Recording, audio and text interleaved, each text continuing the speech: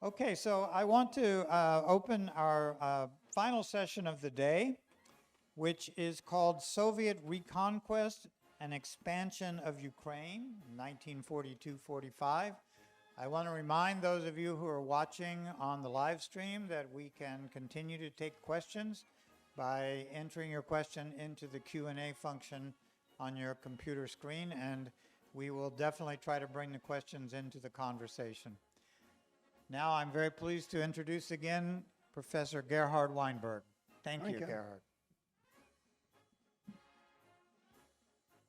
After the stabilization of the Eastern Front in March and April of 42, the Germans had plans for 42. The first thing they wanted to do, in this regard the maps are a bit confusing, was to take the Crimea,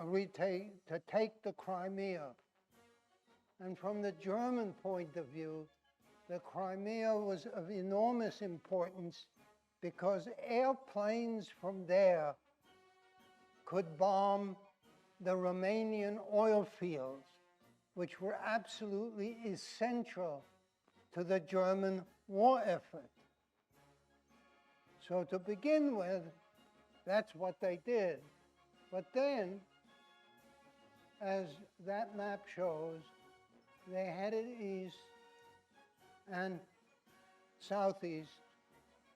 And the key point from the German perspective were the oil fields in the Caucasus. The Red Army lost one, the Maikop oil field, but then stopped them before they got to the big ones at Baku and Grozny.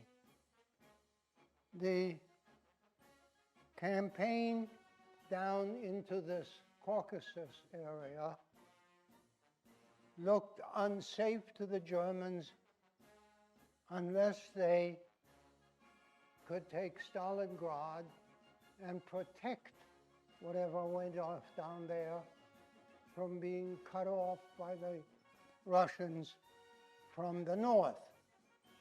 But then they got more and more engaged in the Stalingrad offensive.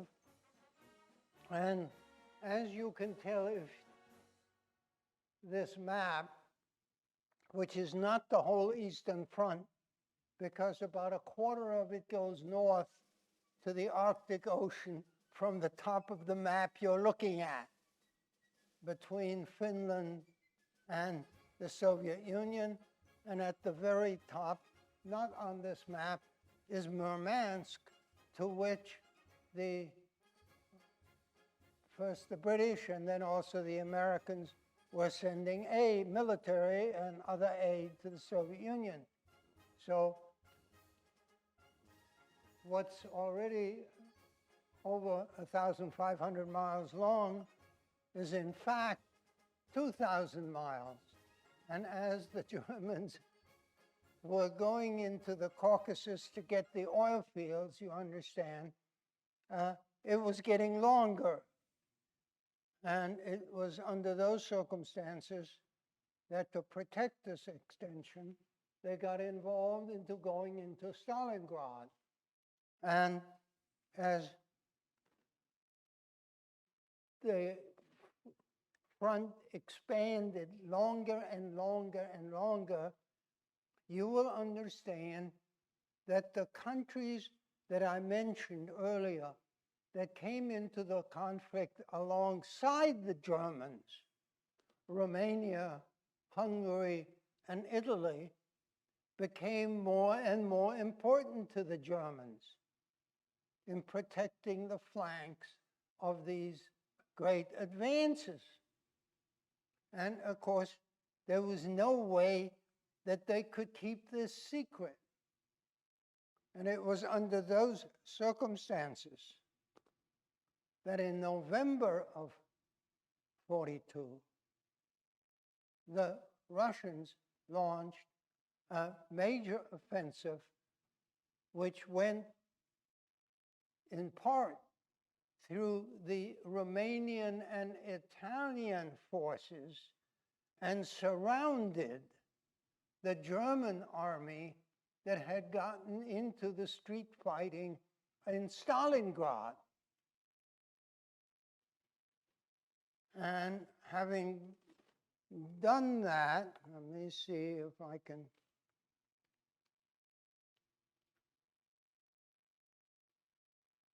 began to turn the thing the other way. And in Stalingrad, German forces were isolated from November of 42 till their final surrender there in February of 43. And of course, as this map will show, that gave the Soviet Union a return into a part of the eastern Ukraine and the opportunity to push further into the Ukraine as the Germans, to all intents and purposes, lost their opportunity for major offenses. Please note what is implied but not said in the German strategy of 42 that I just mentioned. And that is that unlike 41, when the Germans had attacked in the north, the middle, and the south, in 42, they could only attack on one of these fronts, the south. They simply no longer had the resources, human and material, to cope with the Russians offensively on all these fronts. Now,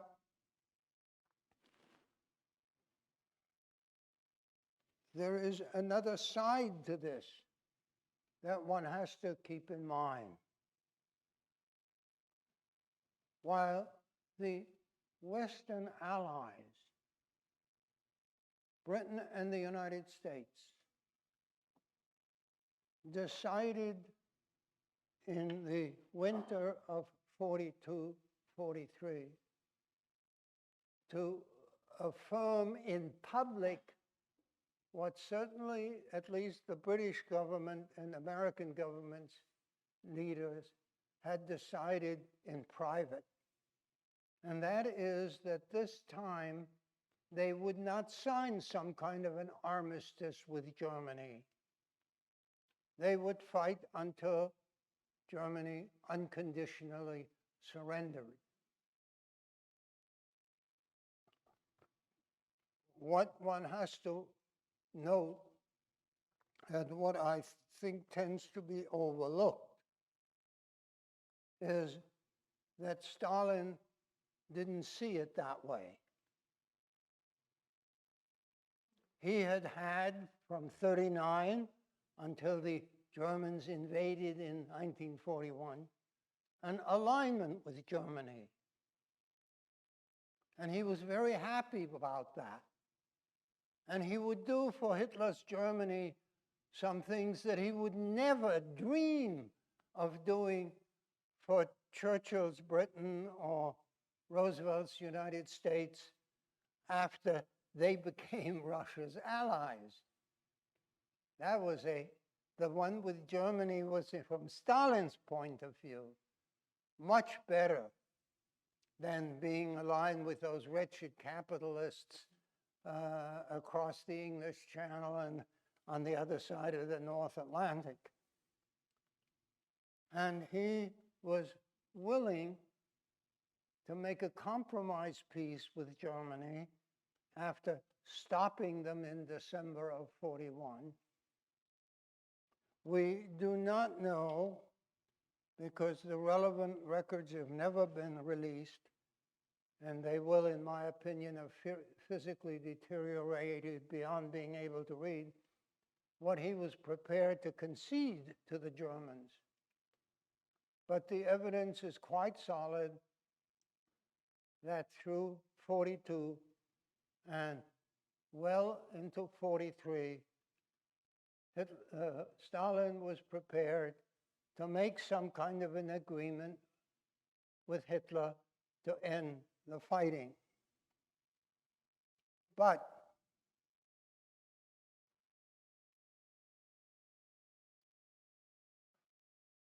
Hitler was not interested. We know that the Japanese in the late 41 and all for the rest of the war tried to get the Germans to make peace with the Soviet Union. And that starting in 42, Mussolini, the leader of Italy, urged Hitler to make peace with the Soviet Union. And there were those in the German military and political leadership who thought it would be a good idea to make peace with Stalin. And in my personal opinion, best understanding of why this didn't happen was when Goebbels, the minister of propaganda, and one of the few Nazi leaders who had a very close personal relationship with Hitler, urged Hitler in May of 43 to make peace with Stalin, to respond to these signs that the Germans were getting primarily through Stockholm, the capital of Sweden. Sweden was neutral, and that meant that both sides had diplomats there. That was the place where, if you wanted to, you could kind of send a message to the other side. And Goebbels thought, we better call this off if we can. And what is interesting is Hitler's argument against doing what Goebbels and before that, the Japanese, Mussolini, and some other Germans had told him. What Hitler said, in effect, we have to have the Ukraine and the Caucasus oil fields, and Stalin cannot and will not yield those to us in negotiations. And on that point, that is, that assessment of Stalin by Hitler was undoubtedly correct. I have no doubt, though we don't have the evidence on this, that Stalin, in thinking of negotiating with the Germans, was prepared to make some important concessions. He was, I suspect, very likely to let them have Lithuania. But the idea of permanently yielding the Caucasus with its oil fields and the Ukraine with its industry and agriculture and resources, that was something Stalin was not going to agree to. As long as Hitler insisted, in other words, that Germany had to have those and Stalin would under no circumstances give them up. That was his answer to Goebbels. And I think he read Stalin correctly. Now, as a practical matter, what this meant was that following the Stalingrad German disaster, there was one small German recovery on the southern part of the Eastern Front where they got back into Kharkov. But then the Russians drove them back out. And then began the reconquest of the Ukraine. You can see the stages colored on this particular map, which is why I have it asked them to make it available here, as the Red Army advanced. What is interesting, of course, is that there was fighting elsewhere in the world. When the Germans in the summer of 1943 launched a new offensive on the Eastern Front, their last one, that was the time when the Allies landed on Sicily and in Italy. They had, at the time of the battles of Stalingrad, landed in North Africa. But from Stalin's point of view, if those characters, those capitalist countries, fight about places like Libya and Tunisia and Morocco and whatnot, that's their problem. That doesn't affect us. Okay? But when the Allies land first in Sicily in July of 43, and then soon after on the mainland of Italy, that's different. And so the Allies are, I think it is fair to say, holding together. And while up to this point, from the perspective of the British and Americans, the Soviets were happily for us carrying the bulk of the fighting. Now, from the Soviet point of view, the British and Americans are not only sending us supplies that we really want and need, but they're actually fighting the Germans. Imagine such a thing. So the alliance is seen as effective from both the Western powers and the Soviet Union in 43 and the latter part of 43 and 1944. Now let's look at what's going on in the Ukraine. The Germans had hoped that the campaign that was on the prior map would give them the rest of the Ukraine and add even more,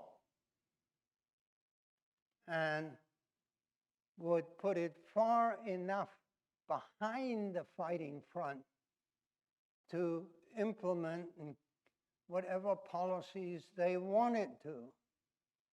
But as the Soviets, the Red Army, is moving into the Ukraine, what does this all mean for the Germans, who are in control of the Ukraine? The main, I would argue, part now is that it gives them an incentive first to try to implement whatever policies they had, but then as they have to retreat, destroy everything. As the Germans retreat, they simply burn down the villages, blow up whatever factories there still are, dynamite whatever big buildings have survived the earlier times. Just destroy, destroy, destroy. They also decide to try to cover up the evidence of their prior horrors. They actually make an effort to conceal the mass killing of Jews and others at Babi Yar, this notorious site outside Kiev. They finally come around to trying to burn the corpses and set fire to this, that, and the other, and conceal thereby what they have done while they were there. But one has to realize that this doesn't work very well. It's just essentially impossible. Now, by this time, they have recruited some soldiers, as I mentioned. And there is a Ukrainian unit in the German armed SS. When it comes to the end of the war, they are lucky enough to be fighting the Brits. And those Ukrainians then surrender in 45 to the British forces fighting them in Italy, and the British allow them to go to England.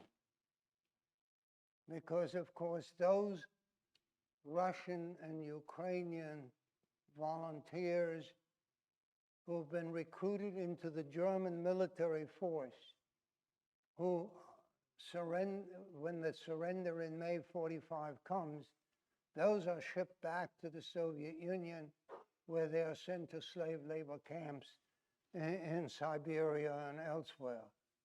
But as I said, this one Ukrainian unit doesn't suffer that fate. They get liberated by the Brits, ironically, and are allowed to go to England.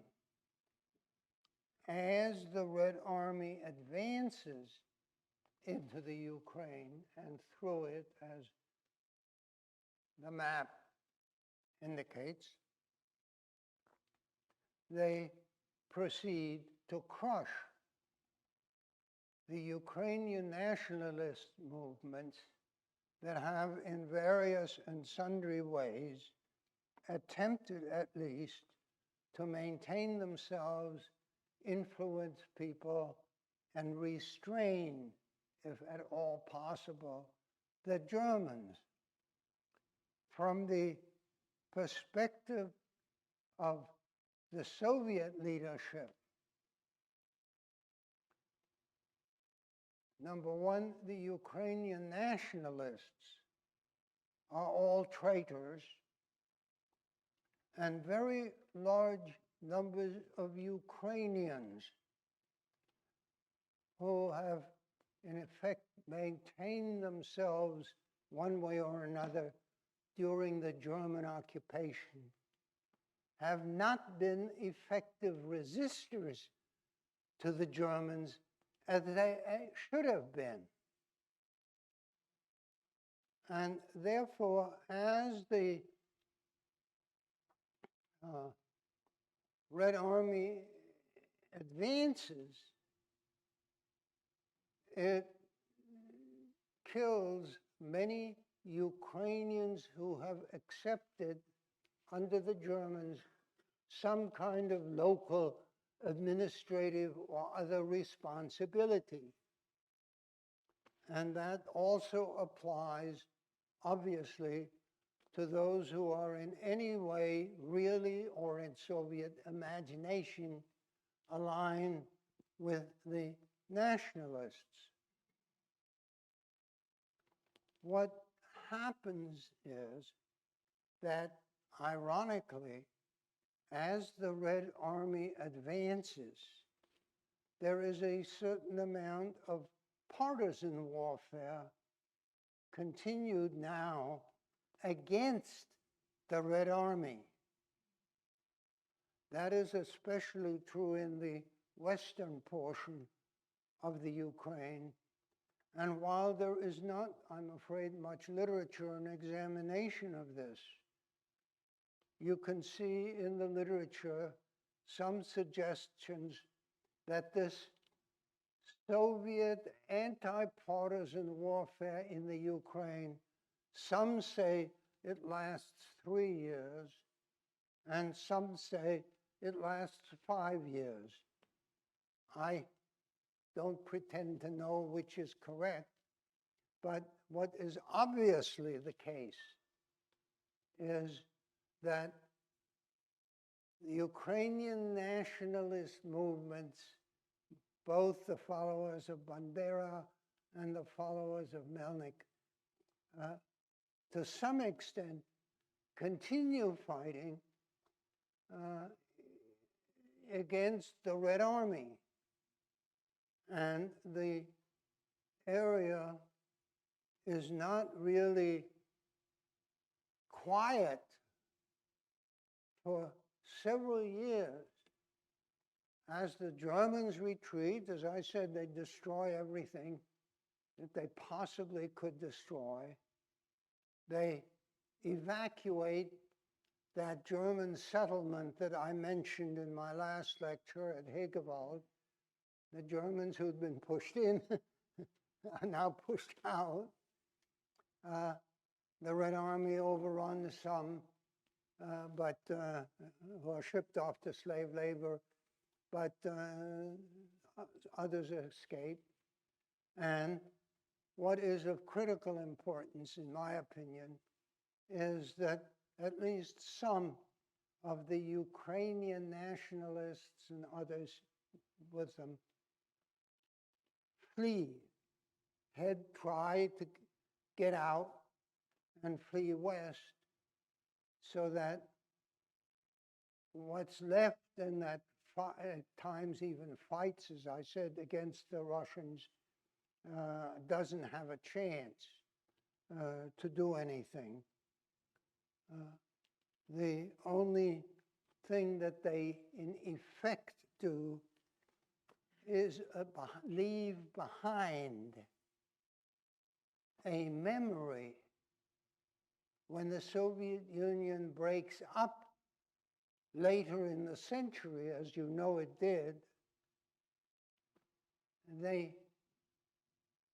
Those involved, or children and grandchildren of those involved in those nationalist efforts during World War II, have a background to elevate in people's thinking, and one or another of them killed at the time that we're talking about get retroactive heroic stature in the more recent years in the Ukraine. But that's, if you will, one of those things. Now, the Soviets, in addition to having to fight this campaign against, obviously, the Germans, whom they push back,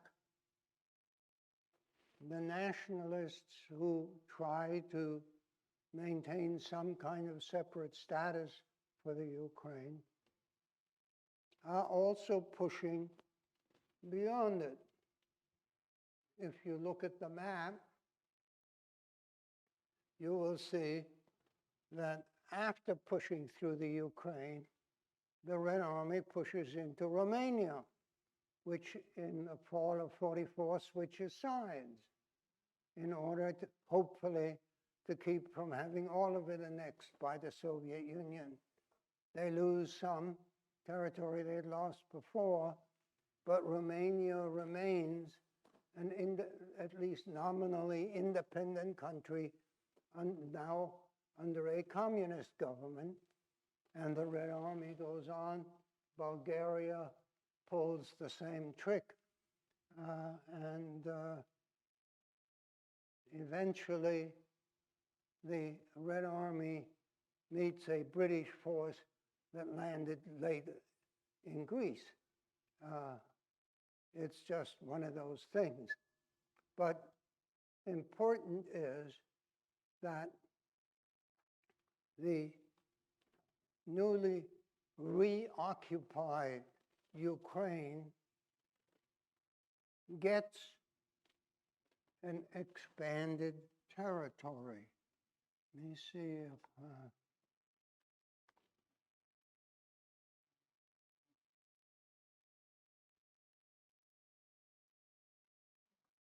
the easternmost part of Poland becomes again a part of the Ukraine, somewhat similar to the arrangement of 1939 between Germany and the Soviet Union. They again take a goodly hunk from Romania, and they take a piece from what had once been Czechoslovakia, so that when it's all over,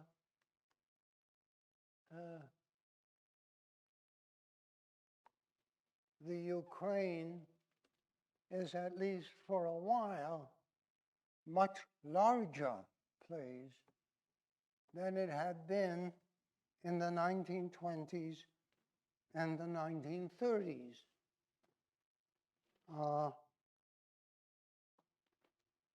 What one doesn't have, to the best of my knowledge, much literature on is what the Ukrainians thought about this.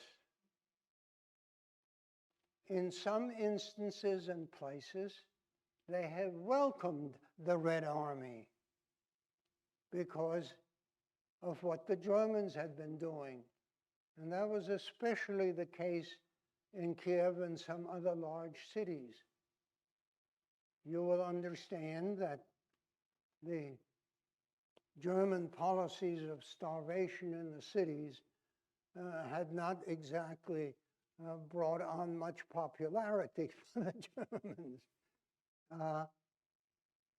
While people in the Ukraine remembered the famine of the 1930s,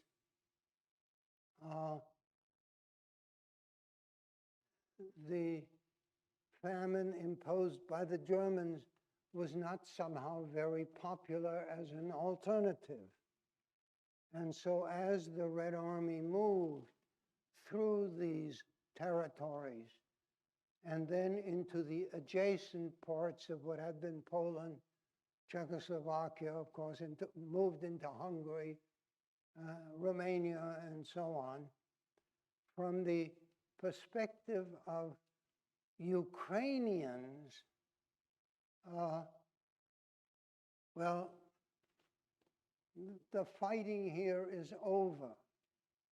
And whatever they thought or didn't think about the Germans, it was very obvious and didn't need any explication to the people in the Ukraine that this time the Germans are now really being driven out. And whatever Hitler and some of his associates thought of returning to a better situation in the war by new weapons and whatnot, it's, I think, fair to say that the Ukrainian people, after their experience under German control, were neither anticipating such a thing nor enthusiastic about its possibility.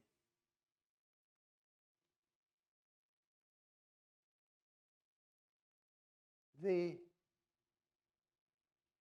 lack of oil for the Germans, and their last East European offensive, a very small one in Hungary in 45, was to hold on to some oil wells in Hungary.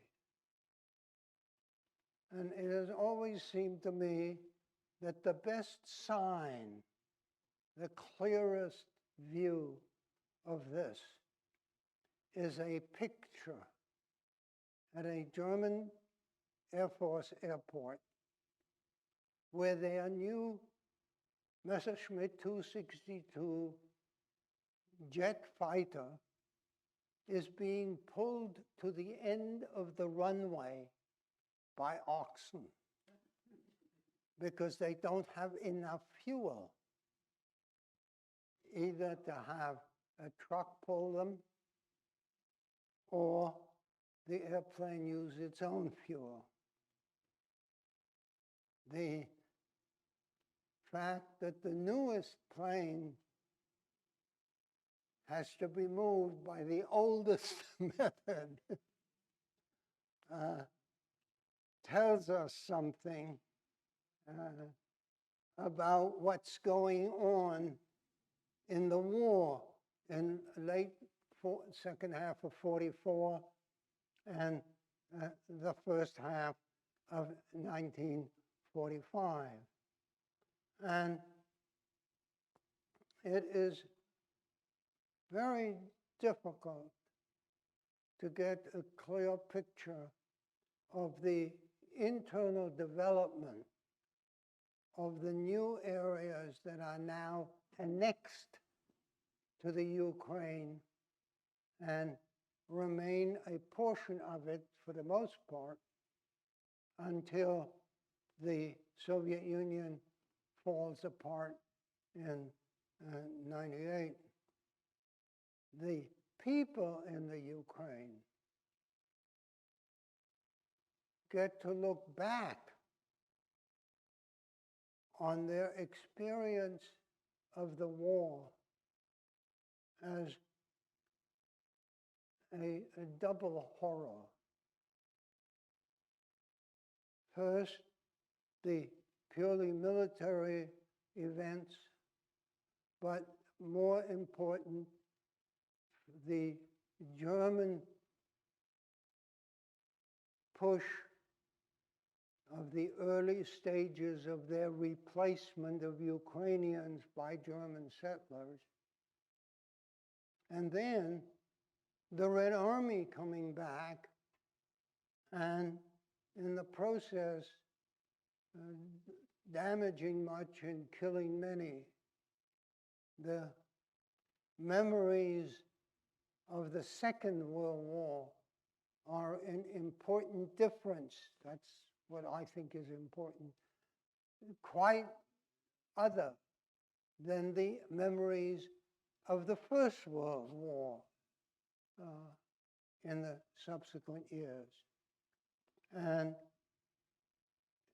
I don't think it is easy to understand the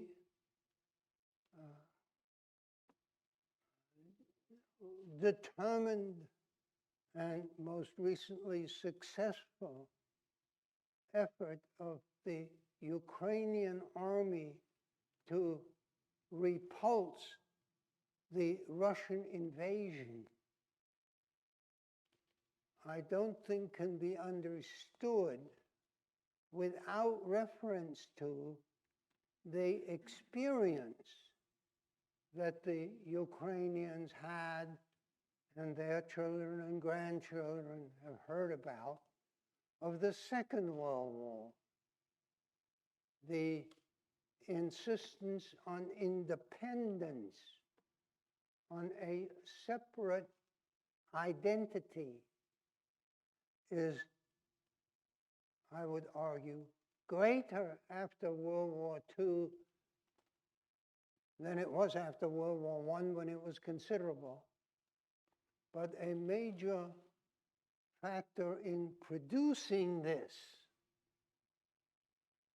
is their World War II experience, which was very different and is very different in their memories from their experience, the prior generation's experience of World War I. It was one thing to have your older rulers replaced by a bunch of strangers who speak a language you have difficulty understanding. That's one thing. But to have people in here who go around slaughtering, that's kind of different. And so I think we have to recognize that a part of the impact of World War II on the Ukraine is we got to have our own country and do things our own way. And I want to call to your attention something that on the surface, has nothing to do with my official topic. But I will ask you to forgive me if I mention it anyway, because at least to me as a historian of these periods, it symbolizes the difference in memory. The publicly elected current president of the Ukraine is Jewish.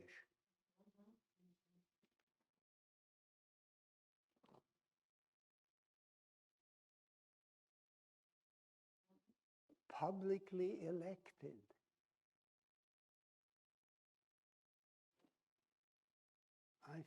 The fact that that would be possible in a country where the majority of the Jewish population had been killed and lots of locals had helped in the killing process, that is not what you would expect. But that's whom the people in the country voted for. And that also makes, to my way of thinking at least, the argument of Putin that we have to free this country of the Nazis more humorous than realistic.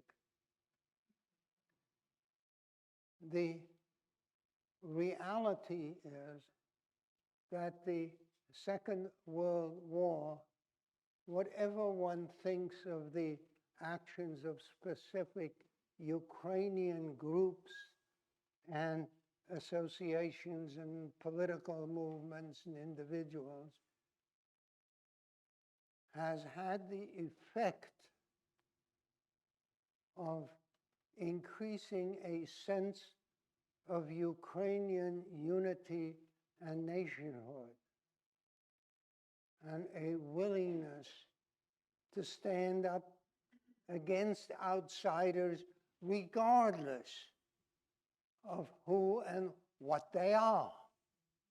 The key issue after the experience of the Second World War is to have our own country, and we'll fight for it. And we don't want anybody from the outside, of any religion, politician, political view, skin color or whatnot. We want our own country, and we'll run it ourselves the way we want to. And never mind what other people and other governments and other individuals think. We are Ukrainians, and we wanted independent Ukraine, and that's all there is to it. And in this regard, ironically, the notion of the Germans to replace the population with racially superior settlers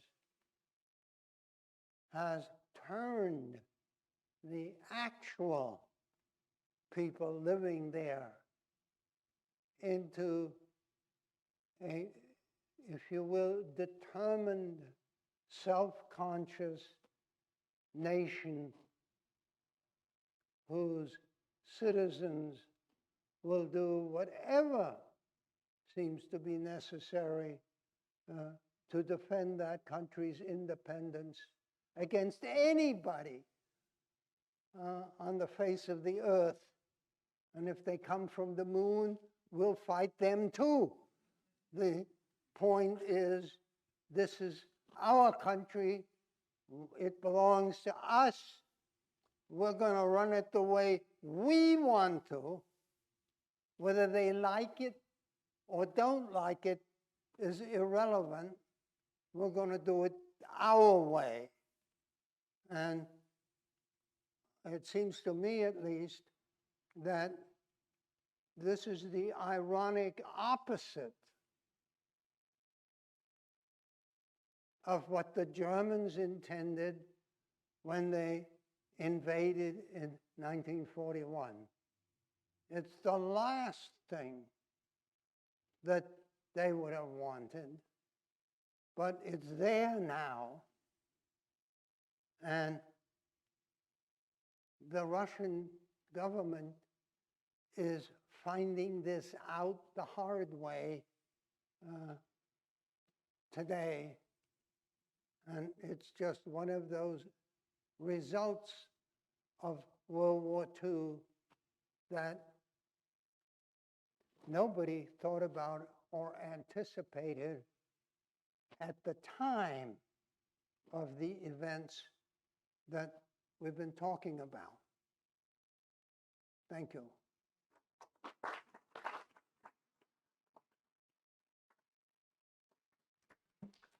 Okay, thank you. That's really a great summary of how history has a long legacy.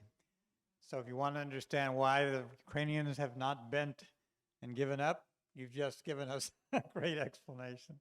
So let's open the floor now to questions or comments. Did you want to say anything more about all of these? These sites are particular sites where massacres took place during the war? Or are these, what are these sites that are all marked here on this map? Well, some of them is where there were massacres, but others are simply indications of important places in the fighting. In the fighting itself? Yeah. Okay. Because it looks like there's so many sites of massacre. Okay, so let's open the floor to questions. And again, those of you online, you're welcome to join. Any comments, questions from the audience in the room? Yep, I'm going to come around here, so we'll have this on the microphone. I'm just curious if you have a comment on, we even had a divorce in the Orthodox Church between the Russians and the Ukrainians. There's now a separate Ukrainian Orthodox Church.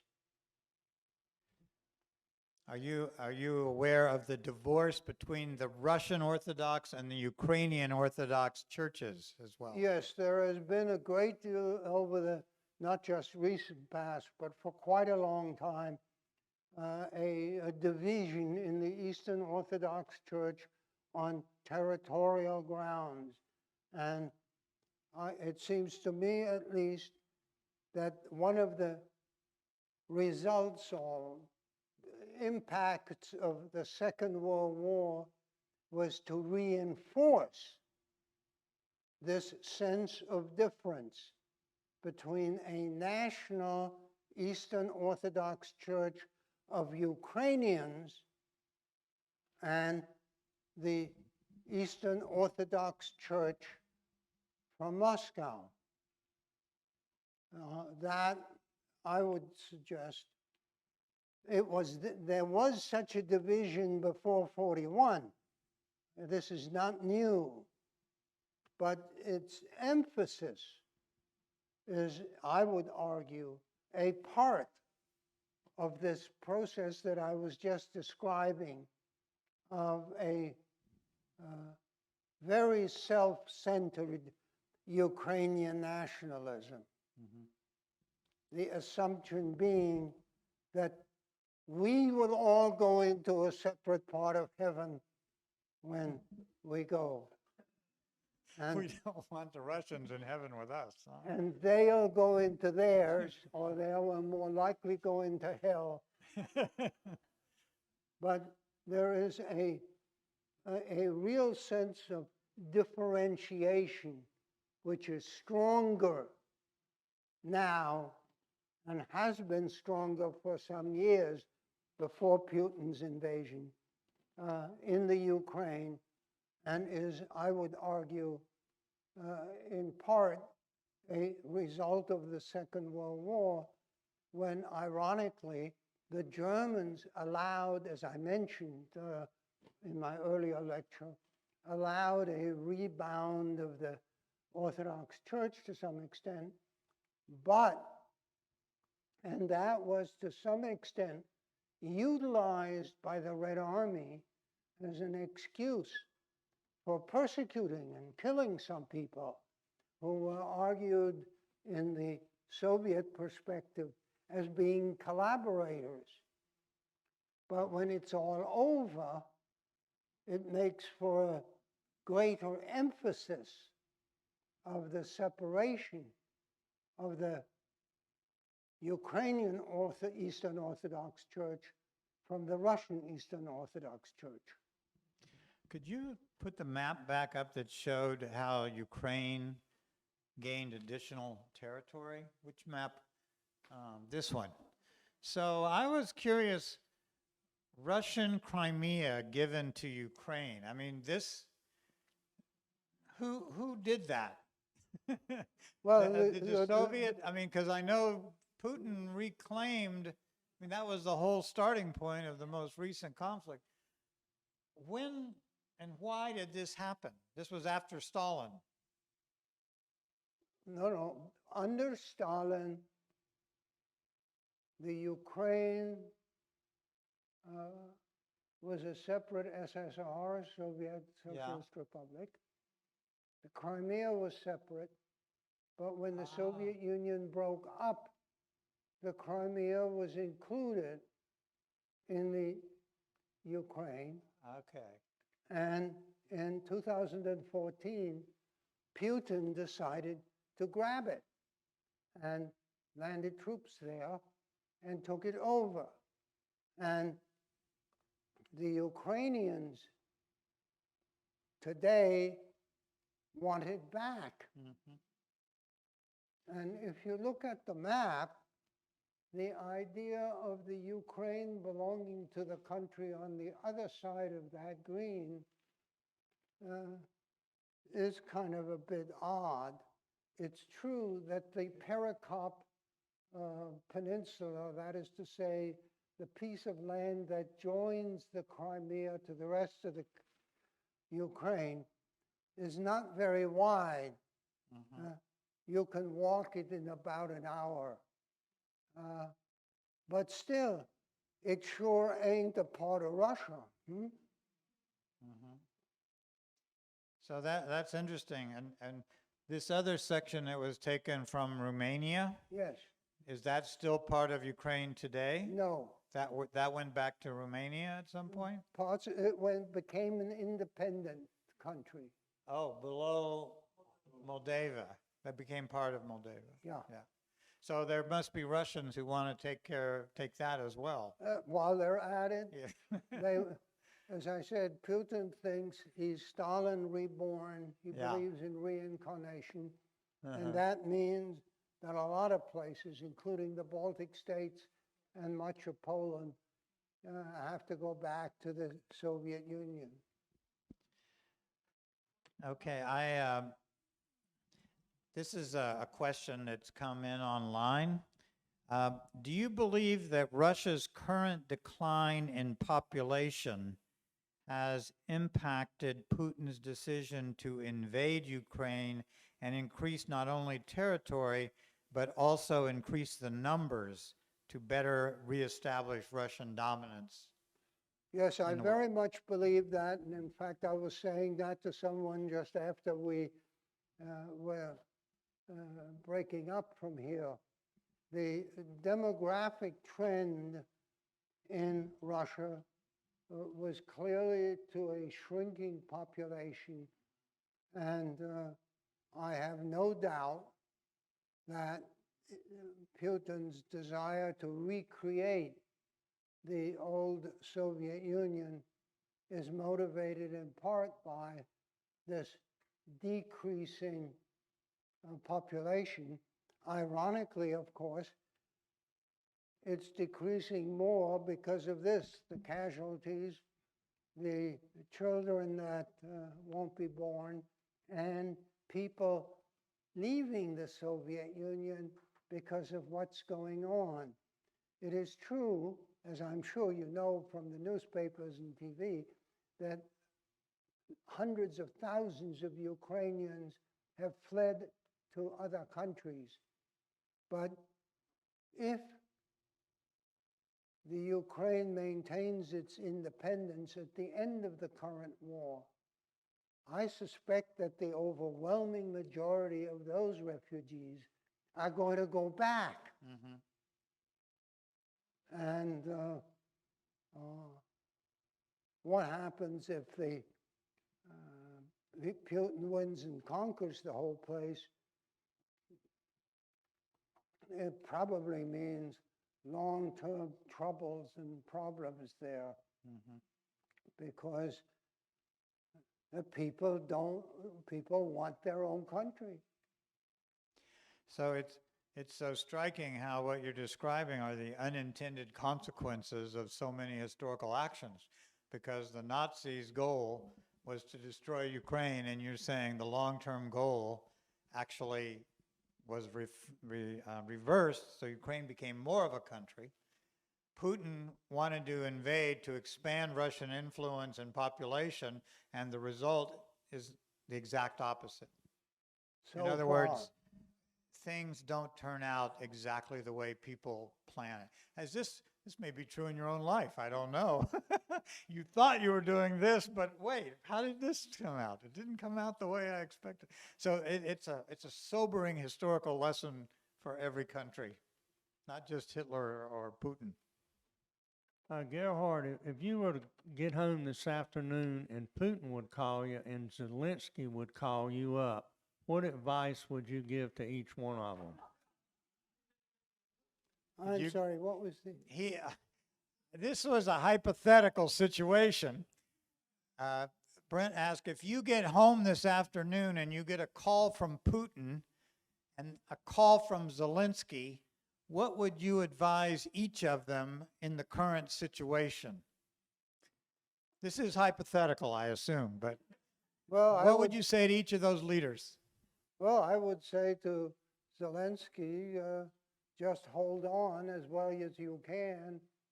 And to Putin, my suggestion would be that unlike keeping the Russian army in Kazakhstan for years, it would probably be best in the long run to bring all the soldiers home and leave those wretched Ukrainians to their country. I think that's very wise advice. See, if they'll call Gerhard, the whole world situation will turn around. I agree with you. I think that's good advice. Let me go over here. Yeah. Wow. It seems to me on that last point that the world would best be served if we could figure out a way to let Putin save face and get out. But maybe that's pie in the sky. My question really is, in the light of this wanton destruction that we're seeing, is there any effort, or to what extent are the Ukrainians preserving their art as the Italians and French did in the Second World War. I'm sorry, what was the question? What is, The second, well, there were, do you want me to? So how the Ukrainians are facing tremendous destruction. In this situation, how are they preserving their art and culture in the face of this, as the way the French and the Italians struggled to protect theirs during the Second World War? Does that make sense? how are the Ukrainians Today, today? able to preserve their culture and art in the face of this enormous destruction? And is it the same as what happened in France and Italy and other places during the Second World War? Well, so far, the destruction in this current war is nothing like the destruction in World War II. The destruction in the Ukraine in World War II was a dozen or 50 times what it is now. Because first, the two armies moved through from west to east, and there was enormous destruction. And then they moved from east to west, and there was more enormous destruction. And during the time that the area was under German occupation, there was a great deal of destruction. So that while I don't mean to suggest that what's going on now does not include a great deal of destruction, it's nothing compared to the physical destruction in the Second World War. And the reality we know is that the Ukraine recovered and rebuilt after the Second World War. And so if they can maintain their independence, I have no doubt that over a period of time, they can rebuild after this war. But those images of the cities that have been destroyed, they look pretty devastating, don't they? But you're right. I guess a lot of the western part of the country, for example, is relatively untouched so far. So there's not fighting across the whole country as there was in 41, 44. So The western part of Ukraine is where some of the most ancient sites are, the Scythian gold and others, and the Russians have aimed to take it. We think it's a couple of those museums have already been looted. And the in the eastern part is where most of those are located, not in the western part of Ukraine. And there's already signs because he wants to, of course, argue that there is no such thing as a Ukrainian culture or a Ukrainian history. And so the reports are not good. So there's less destruction than in World War II, but some of the cultural centers have been badly damaged, yeah, in the east, yeah. So the other interesting point Bob made was there may be some value in giving Putin a way out, but it seems like Putin could be like Hitler. He wouldn't take it even if he were given it, right? Like you said, Hitler said, oh, I'm not going to take a deal. Putin has that similarity. But I don't think Zelensky would ever give him a deal.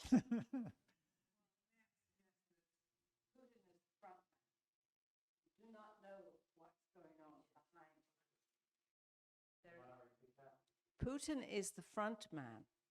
There is a whole group of people behind him. It will not be his decision alone. So do you have any inside information on who those? No, it's a group, yeah, oligarchs. Well, I don't think, Paul, are there any other questions coming in online? No, we're finished with that. So are there any other questions before we wrap it up? I don't know if we're ending on a depressing note. Are you optimistic about the future? About what? The future, are you, after you study all of this and you know what's going on now, do you remain optimistic about the future? No, I don't, because there is no way to predict what Putin will do. He is not a clear, rational thinker, and there is no telling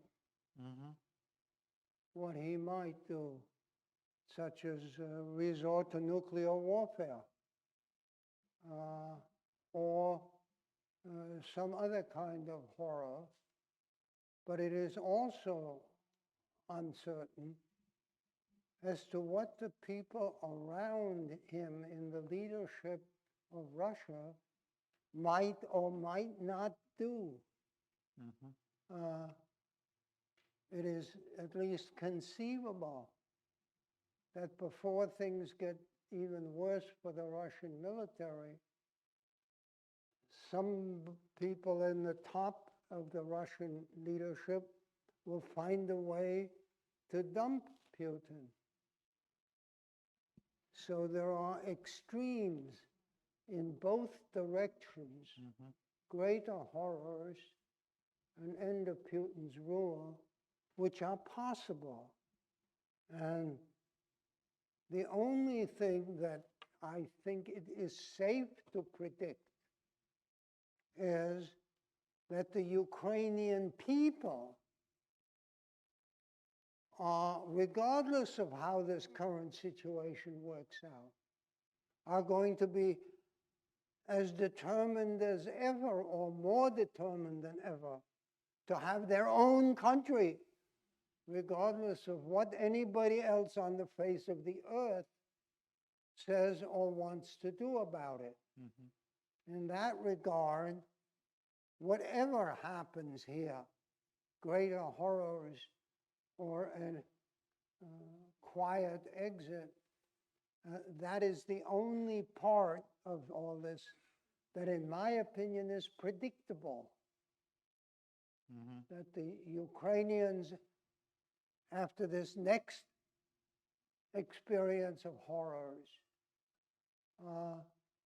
will be as insistent, if not more insistent than ever, on having their own country in the future. It is pretty amazing to think what the Ukrainian people have been through over the last 115 years, since the beginning of the 20th century. So if you're having a bad day, just study Ukrainian history, and maybe you'll feel better. Well, thank you, Gerhard, for carrying us through this amazing and sad history.